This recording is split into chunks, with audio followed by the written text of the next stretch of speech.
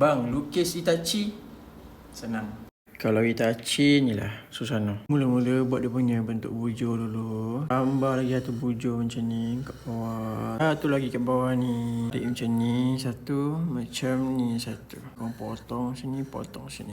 Itu bonjol pula dia.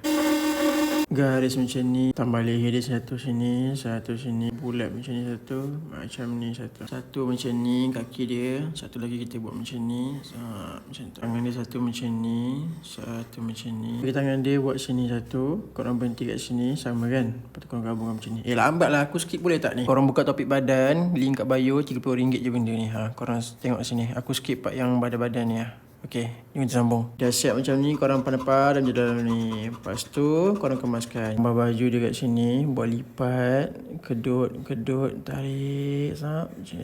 Baju bawah ni korang tarik, sini stop sikit. Sini pun ada stop sikit. Semakan pelikat kat sini, lepas tu kita buat macam ni. Okey. Sampai bawah. Buat belahan sini satu, sini satu. Ini collar dia. Lepas tu korang kemaskan. Yang ni korang conteng je buat macam ni . Okey. Lepas tu buat yang dalam ni pula. Tarik je ke bawah macam ni . Tambah senjata si Itachi kat sini. Sampai sini.